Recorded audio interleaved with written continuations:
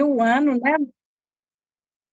Nós começamos o ano com essa discussão sobre a questão da sexualidade, do gênero, nessa retomada aí das questões teórico-metodológicas, né, do LEPS, e, naquela ocasião, nós falamos um pouco sobre a necessidade de rever alguns conceitos, de, pelo menos, colocá-los em xeque, né? A partir desse mal-estar que a gente tem percebido aí, né? Tanto na clínica quanto nas articulações teóricas que a gente tem feito, né? A ponto de escutarmos aí alguns colegas dizendo que estão evitando falar sobre a teoria psicanalítica para evitar o confronto, o conflito, né, com outras pessoas e com outras discussões que estão na roda. Então, em função de todas essas questões, nós decidimos voltar um pouco nesse encontro de hoje a essa questão do conceito de falo, né, como recorte conceitual aí que a gente pensa que seria importante a gente enfrentar, né, pelo menos revisitar, rever, tentar ver a pertinência da continuidade desse conceito e como a gente vai operar com ele, né? E aí eu escolhi o livro do Juan Davinásio, que é bastante antigo, né, Os Sete Conceitos Cruciais da Psicanálise, exatamente porque o Juan Davinásio, ele faz essas perguntas aí na introdução desse livro. Ele coloca qual a razão de ser de cada conceito psicanalítico, qual o desafio teórico que torna necessária a sua existência, de que problema ele constitui a solução. Então, a partir dessas questões que ele coloca para eleger como que ele vai trabalhar os conceitos cruciais da psicanálise, né? E ele diz que não há possibilidade de ter um acordo, digamos assim, universal sobre esses conceitos, que sempre haverá uma certa polêmica, né, em relação a eles. Eu parti desse conceito para retomar um pouco aí o conceito em Freud, né, fazer um pouco esse percurso. Depois o Lucas Emanuel vai fazer o recorte do conceito em Lacan, né? Na verdade, a gente não consegue aprofundar muito pelo nosso tempo que a gente tem aqui, mas pelo menos para a gente ter ideia de como esses conceitos estão sendo usados, né, como operadores, inclusive nos questionamentos das feministas e na teoria queer, né, do Judith Butler. Então, depois o Rafael vai fazer o recorte na teoria da Judith Butler. E, por fim, o Lucas Lopes vai fazer o relato de um excerto, né, da dissertação de mestrado dele, para que a gente possa ir cotejando essa ideia do conceito de falo. Então, no final aí da nossa fala, a gente abre para uma conversa que a gente espera que seja uma boa conversa, né, sobre esse conceito e a retomada desse recorte. Até para vocês depois nos dizerem se nós fomos felizes em escolher esse recorte, porque isso também nos deu muita dúvida, né? Se era esse conceito mesmo que a gente deveria recortar aí para fazer essa conversa com vocês hoje. Enfim, quando a gente volta no Freud, então, o que a gente percebe, né, lá quando o Juan Davinásio traz o conceito, é que ele vai afirmar com todas as palavras, e a Roudinesco também faz isso, e outros autores, que, na verdade, o Freud mesmo usou pouquíssimo o conceito de falo, né? Ele usou mais o conceito de estágio fálico ou de fase fálica, mas usou pouco o próprio conceito de falo. E lá, desde Freud, né, essa articulação que os autores vêm mostrando do conceito, é que esse conceito sempre esteve circunscrito à discussão própria da castração, do complexo de Édipo, né? E isso também o Juan Davinásio levanta, que os conceitos em psicanálise, eles sempre estão contextualizados. Eles não são conceitos que você extrai o conceito e que, a partir só daquele conceito puro, você consegue operar, né? Então, é um pouco essa ideia de que todo conceito precisa ser contextualizado, né, da forma como ele foi cunhado e que articulações são necessárias aí para que ele continue prevalecendo. Então, desde Freud, essa questão central aí, né, do conceito de estágio fálico, ele, de fato, pensava na questão da prevalência da libido masculina. Isso não foi nenhuma questão, né? Ou se foi questão para Freud, ele só referiu a ela do ponto de vista de uma dúvida, né? Do que ele poderia estar trazendo aí em relação às questões do feminino, mas mesmo assim, ele é como se ele não tivesse outros elementos para pensar sobre essa questão na época que ele produz esse conceito. Então, ele reafirma a questão da libido masculina, né, como libido fálica, e ele reafirma a primazia do falo e não do pênis. Então, essa questão ela é importante porque eu já vi várias outras traduções da obra freudiana que tomam essa coincidência, né, do falo como pênis, e que me parece foi um pouco isso aí que também demarcou a polêmica em relação às feministas, né? Algumas traduções que nós temos da própria teoria psicanalítica podem ter feito essa confusão, né?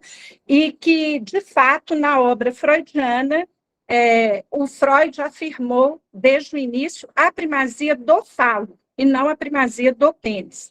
Então, acho que isso é importante para a gente ir reafirmando de qual ponto de partida nós estamos partindo para pensar essa mudança hoje, né, no contexto atual. Também ele faz essa referência ao conceito de falta, né, articulando, aí já o Lacan traz um pouco essa noção do conceito de falta em relação à releitura, né, que ele faz do Freud, trazendo à tona aí a questão da castração e a própria discussão sobre significante, né? Então, depois o Lacan retoma essa questão para posicionar, né, a forma como ele entende aí o conceito de falo, e ele usa, de fato, o conceito de falo. O Lucas vai entrar um pouco mais nessa discussão. Ainda em Freud, a gente poderia pensar, então, nessas três divisões aí do próprio falo, né? A questão do falo imaginário e a questão do falo simbólico. Quando a gente pensa nesse falo imaginário, o Juan Davinásio traz essa noção de que ele está perpassado por três eixos aí, né? Por três dimensões. E seria esse caráter anatômico, propriamente dito, né? Então, tanto o pênis como proeminência, né? Como visível, e o clitóris como invisível. Ele traz essa ideia do caráter libidinal do falo, né? Que aí ele vai dizer que há uma carga libidinal acumulada no órgão genital, né? E que isso, de certa forma, gera essa ideia do autoerotismo, né? Do órgão.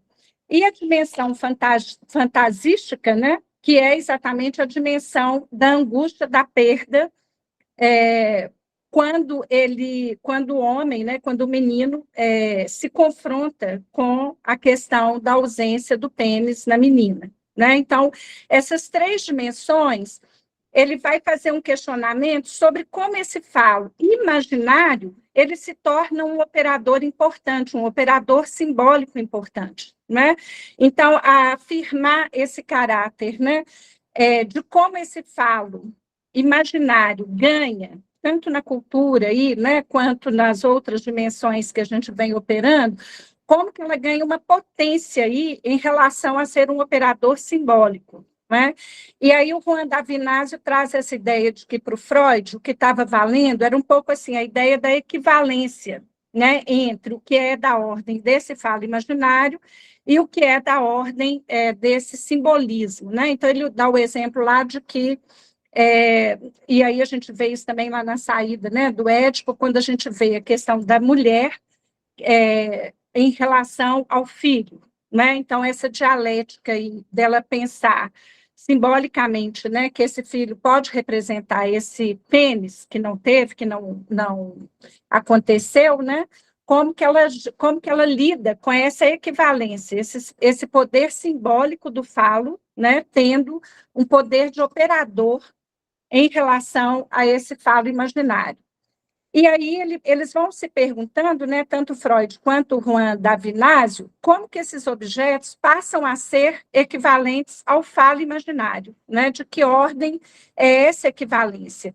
E, ao mesmo tempo, ele nomeia esse falo imaginário como sendo o primeiro da série. Né? Então, em torno disso, é como se essa origem, né, do falo imaginário tivesse sempre cotejada em relação à questão da castração, e depois ele vai trabalhando essa noção da equivalência pela via do complexo de Édipo e da saída do Édipo, que não vai dar tempo da gente falar aqui, mas que todo mundo sabe, sobre essa diferença da saída do menino e da menina, né, em relação ao Édipo.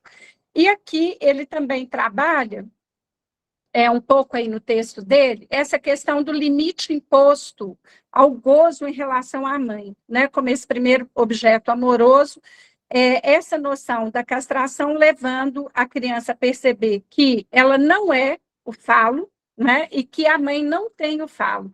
Então, essa ideia de um certo limite imposto em relação ao gozo, né? Em relação à mãe, seria importante a gente trazer isso à tona, pensando aí nessa incidência, né, do vínculo mãe-filho. E aí ele faz um deslocamento bem importante, que essa separação aí, ela incide sobre o vínculo mãe-filho e não sobre o sujeito. Né? Então, isso aqui eu achei um ponto bem sutil da gente retomar, né, que essa ideia do operador simbólico, incidiria como falta nessa relação do vínculo mãe-filho e não sobre o sujeito.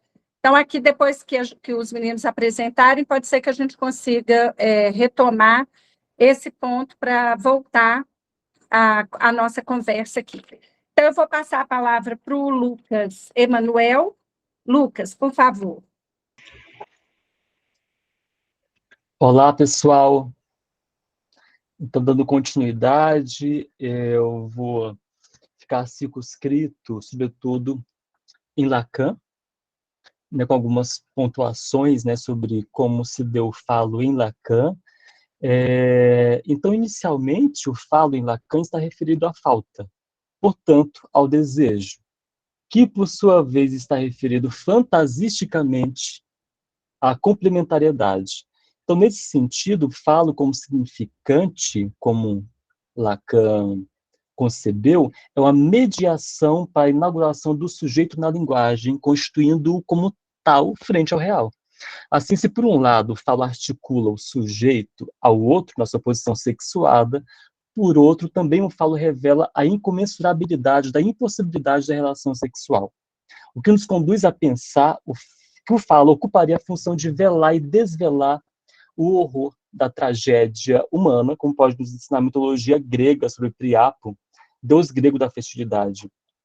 Eu pensei em retomar essa mitologia, porque eu acho que é interessante para nos situar também em relação ao modo como Freud se apropriou do falo na psicanálise. Então, de uma efêmera união entre Afrodite, a deusa da beleza, e Dionísio, o deus da desmedida, nasceu Priapo, ou Príapo, o qual veio ao mundo com muitas deformidades e condenado à impotência sexual por causa da maldição de Juno, a esposa de Júpiter e rainha dos deuses, que invejava Afrodite. A deusa da beleza, envergonhada por ter um filho assim, que também era recusado por todos no Monte Olimpo, o mandou para outra cidade. E neste lugar, Priapo foi rejeitado pelo horror que causava nos moradores da cidade. E essa cidade passou a ser alvo de uma peste. E eles acreditavam que o mal foi em decorrência do castigo dado pelo bárbaro tratamento que deram ao filho de Afrodite, Priapo. Assim, os citadinos fizeram com que Priapo retornasse à cidade, e ele passou a ser venerado com a imagem de um falo grande e ereto, instituindo festas nas quais o povo experimentava todos os tipos de desmedidas. Então, o falo na psicanálise se poria como um simulacro, velando o horror por meio do brilho fálico, ou seja, a significação que o significante fálico permitiria é também um limite como marca do real. Então, como Lacan vai indicar, o falo, na doutrina freudiana, não é uma fantasia, se por isso devemos entender um efeito imaginário. Como tal, não é tampouco um objeto parcial interno, bom ou mal, na medida em que este termo tende a apreciar a realidade interessada numa relação. Muito menos ainda é o órgão, pênis ou clitóris, que ele simboliza. E não foi à toa que Freud tomou como referência o simulacro que ele era para os povos antigos. Termino de citar Lacan. E Freud, né, como Margarete mencionou, Freud chega a apontar que o que está presente, portanto, não é uma primazia dos órgãos genitais, mas uma primazia do falo, para indicar a parte que foi destacada do corpo.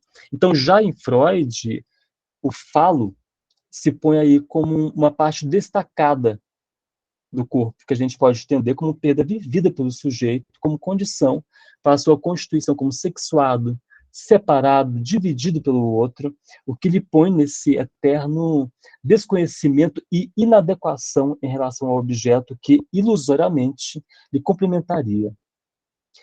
E é na apreensão do falo como representante da divisão do sujeito que Lacan vai partir, né? E Lacan vai dizer: por que falar de falo e não de pênis? É que não se trata de uma forma ou de uma imagem ou de uma fantasia, mas de um significante, o significante do desejo. Então, se o falo indica para a impossibilidade do sujeito de ser e ter o falo, é precisamente essa falta para a qual ainda existe um objeto capaz de supri-la, que se põe como causa de desejo no sujeito. E nesse sentido, né, se o falo é o significante do desejo, portanto, também é o significante da falta. E, retomando, eu acho que vale a pena retomar nos termos de Lacan, sobre a constituição do sujeito em relação ao falo, né, ao falo, há uma falicização recíproca, a continuidade cuidador-bebê. E esse é o tempo da alienação, né, como Lacan vai conceber. A criança é o falo imaginário do desejo da mãe, ao mesmo tempo que a mãe é apreendida como total para o bebê. Então aqui temos uma tríade: bebê, mãe, falo.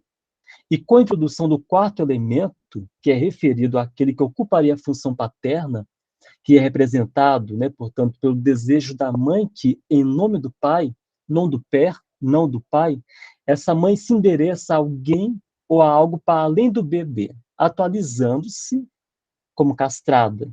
Então, a criança é convidada a se destacar de sua identificação imaginária ao falo, ou pelo menos recalcá-la e se submeter à lei simbólica, resultando aí a primeira metáfora paterna. Então, o caos que reinava na continuidade mãe-bebê é substituído pelo significante nome do pai. Desse modo, o falo passa de objeto imaginário a significante. Essa passagem é muito importante. Ou seja, ele passa a se inscrever como falta no imaginário. É nesse sentido, né, que Lacan vai indicar que o falo é o significante destinado a designar em seu conjunto os efeitos de significado.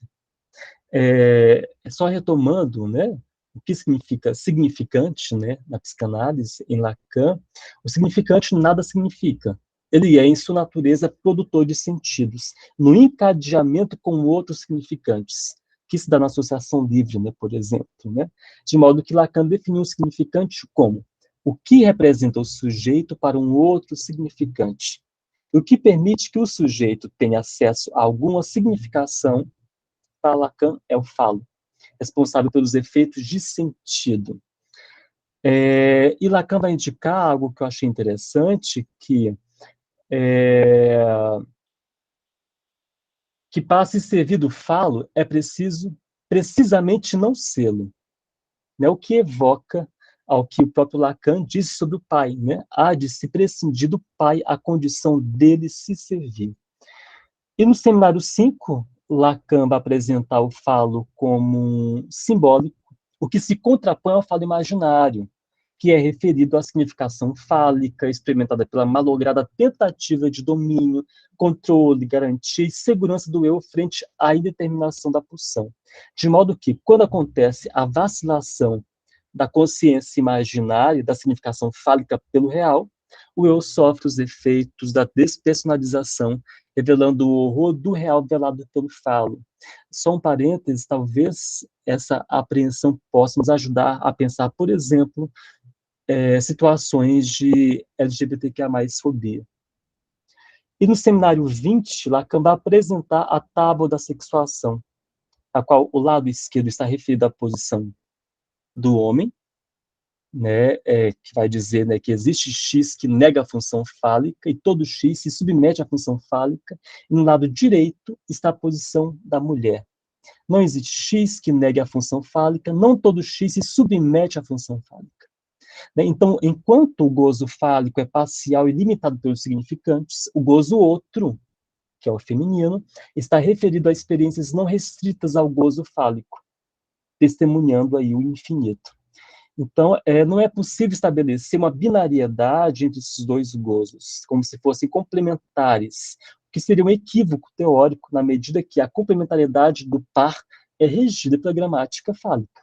O gozo fálico e o gozo outro são radicalmente heterogêneos, e ainda que não sejam pareados, um só é possível de ser evocado por meio do outro. E para finalizar, uma reflexão que eu queria compartilhar com vocês, mas reconhecendo que o capitalismo neoliberal e as fixações identitárias se fundamentam no gozo fálico, o gozo outro se põe como crítica a tal normativa, de modo que as repreensões, né, os supostos binarismo e falocentrismo da psicanálise parecem que se tornam aí insustentáveis, ao menos nas contribuições de Lacan. Ainda que, historicamente, como nós sabemos, é sabido que psicanalistas apreenderam elementos da teoria de Freud e de Lacan de modo ideológico normativo, contrariando radicalmente a transgressão da psicanálise na sociedade, né, como desde Freud se tem testemunhado aí. E, a partir disso, então, eu repasso para o Rafael, que vai trazer algumas críticas dos estudos de gênero e queer, especialmente Judith Butler, não é, Rafael? Isso mesmo. Eu vou trazer, então, o olhar da Butler, que é um olhar mais político. Então, quais são os efeitos da psicanálise, do discurso da psicanálise, ainda aquela ponte de associar o pênis, né, do falo, como que ela vai construindo isso no seu olhar retórico sobre a teoria psicanalítica. Então, eu vou retomar a parte do queer. Então, o queer ele tem sua origem no norte global como uma torção do xingamento utilizado para atingir a comunidade LGBT. Ele se volta contra a cis-heteronormatividade e desestabiliza os saberes consolidados sobre gênero e sexualidade e destitui do pênis e da vagina a responsabilidade de definir o que é ser homem e o que é ser mulher.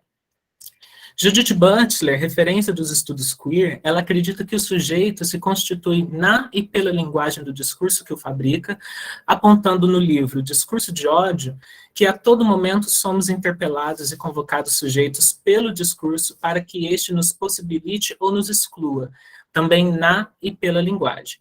Seu interesse é apontar para o caráter performativo do gênero, materializado tanto em atos enunciativos quanto pela sua regulação através da performatividade. Em resumo, o discurso nos treina para o social de acordo com a nossa configuração de corpo. Esse treinamento estabelece as hierarquias de poder sexo-gênero desde a Atenas clássica, em que o falo ou pênis serviu e ainda serve como regulador social e chancela a autoafirmação do poder do homem, o que faz com que o outro da cultura acumule, decante e sedimente seu saber sobre o corpo, por um viés biológico e inatista. Nesse falocentrismo, em que ter pênis significa ter poder, o destino dos corpos no laço social se dá a partir da posição sexual assumida, sendo ativa ou passiva. Homem, enquanto gênero e construto sócio-histórico, recebe do falo a marca do privilégio, enquanto a mulher faltosa, sua sina é ser subserviente ao homem e destituída de poder. O feminismo, desde Simone de Beauvoir e Betty Friedan, tem como agenda desconstruir esta hierarquia falocêntrica que determina o destino da mulher nas trilhas da história, além de questionar as normatizações do patriarcado. Refletir sobre os papéis de gênero no social também serviu à comunidade LGBT em combate à cis-heteronormatividade, apontando seus furos discursivos. A perspectiva filogenética e inatista do normativo determina a autopreservação como destino da espécie, decretando a heterossexualidade compulsória e a constituição da família como roteiro de vida, o que desconsidera características itinerantes das identidades de gênero.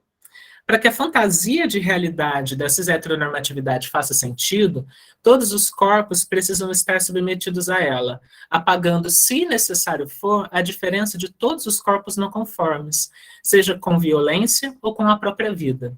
O queer passa a ser visto como uma ameaça à família tradicional e contrário à reprodução, uma tática discursiva conservadora que aposta na criança enquanto futuro fantasmático de reprodução do capitalismo. O queer também busca respostas na psicanálise.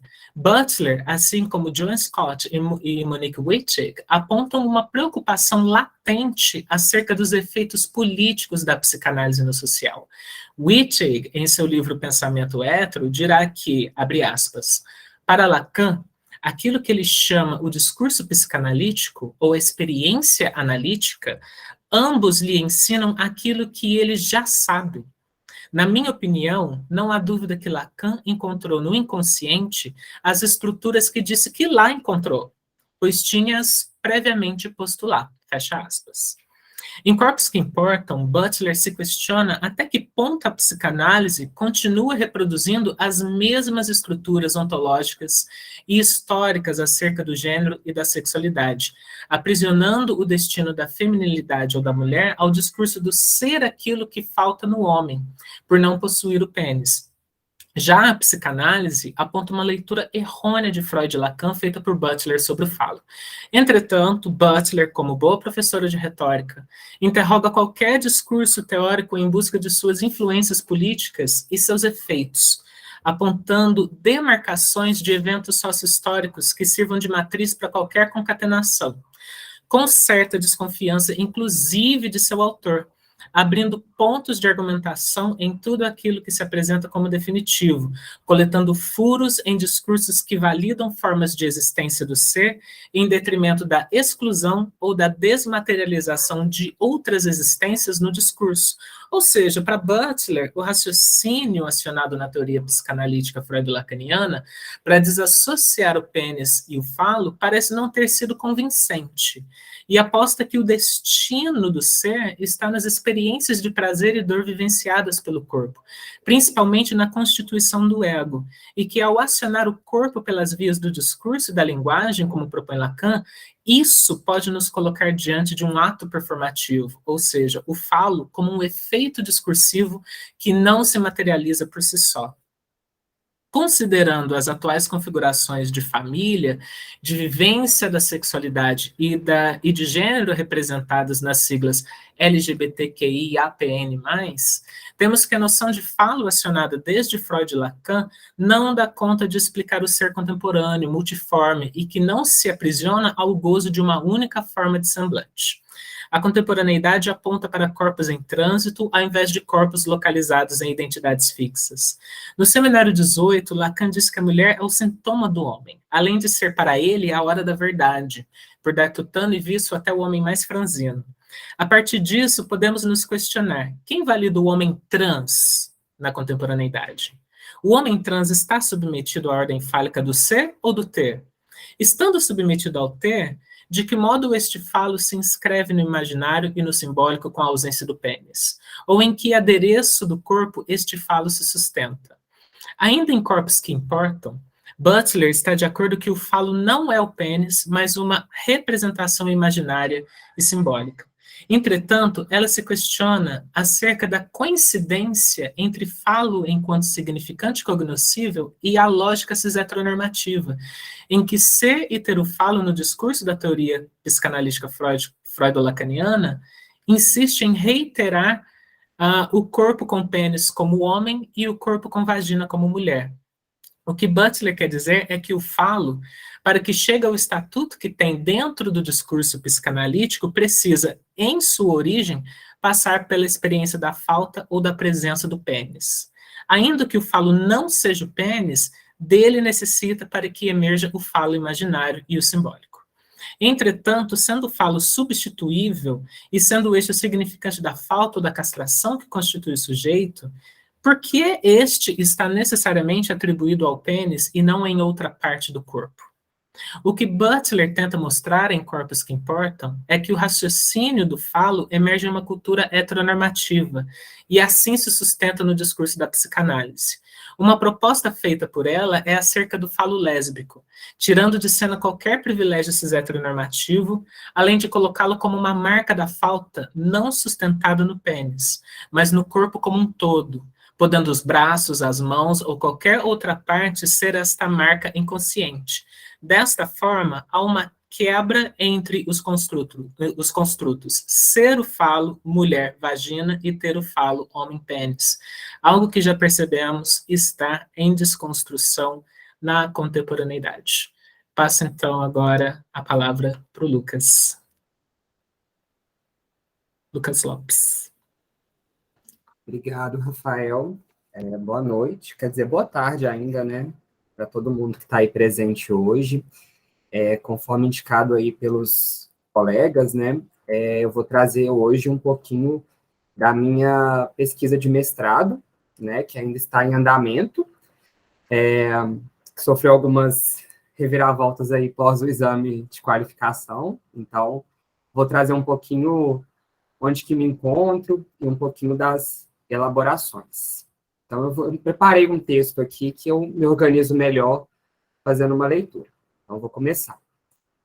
As elaborações a seguir são fruto da minha pesquisa de mestrado, ainda em andamento pelo Programa de Pós-Graduação em Educação da UFOP, uma pesquisa orientada pela ética da psicanálise e a interface com a educação, valendo-se também daquilo que os estudos queer têm a oferecer para se pensar nos atos de desidentificação a partir de uma nomeação advinda do outro. Dito isso, começo minhas elaborações a partir de uma experimentação onírica, onde uma frase se rompeu. Pode um corpo transviado lecionar? Diante desse questionamento, pude investigar aquilo que se apresentava como um enigma para mim, que tinha a ver com o meu corpo, marcado como um corpo viado ainda na infância, e o meu desejo de um dia lecionar. Sendo assim, busquei interrogar. Poderia um corpo não todo, submetido a um conjunto normativo, que não é de todo homem, e tampouco de todo viado, um corpo reconhecido por meio de uma falha proporcionada pela ruptura de um saber universal, lecionar? Bem como pontuou Koretsky, a pesquisa em psicanálise é uma forma de auto-furar-se e de auto-romper com o saber estabelecido, ao lançar mão de uma escuta atenta à emergência de fissuras no discurso consciente, na imersão de um saber de ordem inconsciente, aquele que o sujeito não sabe que sabe. Podendo, assim, ser reivindicado um espaço singular, que contraria a expectativa de uma pretensa normalidade a ser seguida e reiterada incessantemente, diante da possibilidade de escancarar o quão redutor são as tentativas de unificação, que explicitamente mais segregam e excluem aquelas e aqueles que se transviam. Desse modo, a ética da psicanálise, articulada com os sonhos e com a política, acreditando desde já que não há pesquisa política ou neutra dos corpos abjetos que insistem em se escrever no singular, recusando as nomeações propostas pela ordem fálica, aquela que não cessa de se inscrever por meio de um conjunto normativo e ordenador de iguais. Pôde, enfim, se aproximar de uma oniro-política, uma política relacionada ao reconhecimento do desejo, que não é transparente de fácil assimilação, sendo, no entanto, um desejo inconsciente que requer interpretação. Acredito ser por meio dos sonhos que se conjuram os desejos, sempre às voltas com os restos inconscientes. O sonho como um discurso pode ser elucidado por meio de um universo simbólico, onde cada sujeito poderá narrar, traduzir e restaurar o seu sentido, por mais bizarro e sem lógica que possa parecer. A aposta na política dos sonhos me permitiu interrogar o meu discurso inconsciente, que, à época de sua irrupção, estava associado a uma concepção fálica da docência. Melhor dizendo, estava ancorado a uma história única sobre um corpo docente imaginariamente constituído a partir das minhas vivências enquanto discente. Logo, o que eu esperava ao propor uma pesquisa para um programa de pós-graduação em educação era legitimar o meu desejo e me haver com o meu corpo, interrogando, assim, quais eram as suas possibilidades, mas também impossibilidades. Para isso, acreditei que uma das formas de colocar essa tessitura para girar seria de forma desperta e inconsciente, elegendo, assim, como recorte da pesquisa, conversar com sujeitos, colaboradoras e colaboradores em exercício docente em instituições públicas e privadas de ensino superior aqui de Minas Gerais, que poderiam aí ter consentido ou não com as identificações propostas por significantes pejorativos e alienantes que são utilizados na marcação dessas pessoas, que se transviam aí de um sistema sexo-gênero vigente. Com isso, eu pretendia esmiuçar a relação singular que cada uma dessas pessoas detinha com o saber, qual era a função docente para cada uma dessas pessoas e também qual que era o estilo da docência de cada uma e de cada um, no ato de suas transmissões de saberes. De modo que esse deslocamento me possibilitou iniciar o trabalho de escavação por meio da investigação do meu próprio corpo e dos meus saberes de ordem inconsciente. Assim, pude entender que, ao propor essas conversas, eu desejava também me legitimar por outros corpos, que, à sua maneira, também pudessem estar transviados de uma norma esperada de um corpo docente. Conforme indiquei anteriormente, tal concepção estava ancorada a uma ordenação fálica, portanto, normativa de um corpo cis-heterossexual que povoava o meu imaginário. Assim, o trabalho de interpretação de um sonho me possibilitou elaborar um evento traumático, mas não somente. Também me permitiu dar um novo destino a uma nomeação significante, de algo que estava indigesto e inominável, do qual não era possível representar, nem simbolizar, e que, a seu modo, produzia sintomas e incômodos psíquicos, para algo passível de ser utilizado como mola propulsora em uma pesquisa acadêmica implicada. Em síntese, acredito ter sido por meio de uma experimentação onírica que se rompeu o fio condutor necessário para que se emergisse algo de inventivo, possibilitado por meio de um processo de elaboração que me levou a um acerto de contas com o meu passado e com os meus desejos inconscientes.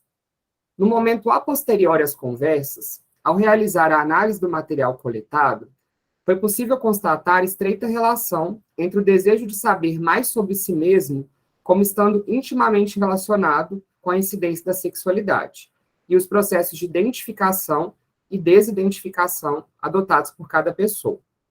Assim, pude verificar as saídas inventivas encontradas nos relatos da investigação, por meio do estilo e da autoria de cada uma dessas pessoas, onde cada um, à sua maneira, pôde dizer da imprevisibilidade do seu fazer docente, no que compete à alternância de papéis e no consentimento de que há um saber inconsciente, emergido a partir da transmissão singular de um resto útil como matéria de análise, advindo dos escombros e dejetos que não devem ser escamoteados, mas sim utilizados como mola propulsora de criação e invenção.